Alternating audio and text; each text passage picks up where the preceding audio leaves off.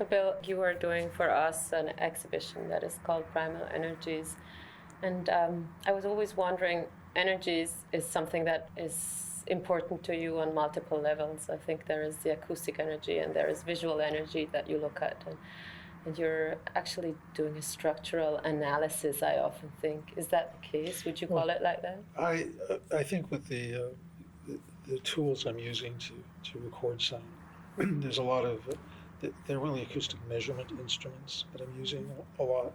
And so I'm interested in doing sound recordings and live sound transmissions using some of this technology to really reveal the kind of amazing complexity that exists in everything around us.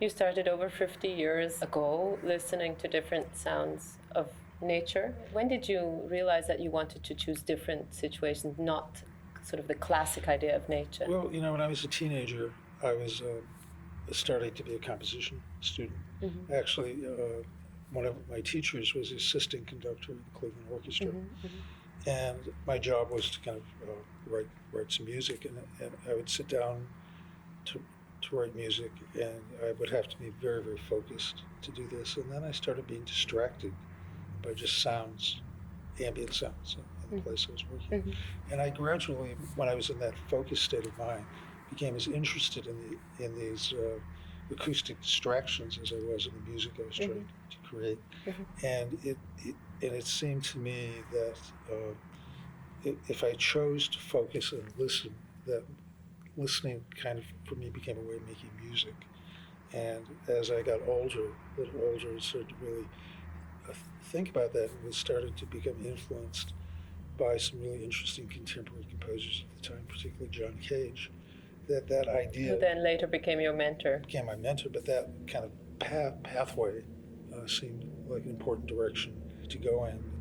So you never made a classic distinction between nature and culture? No, I didn't.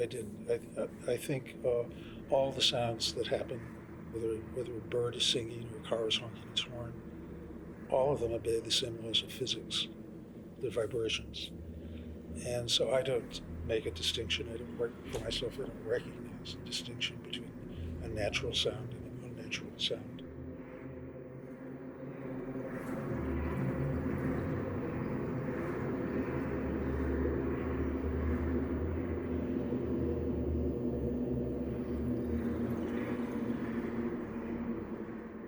What does that mean in relation to us humans?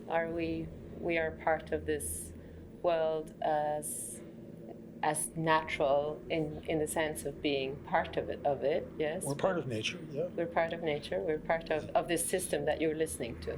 Yes, we are. And the way I think about that distinction that often people have about natural sounds, and we think of cities as having not being in the category of natural sounds. I prefer the idea of a natural mind. Mm-hmm. And the way you process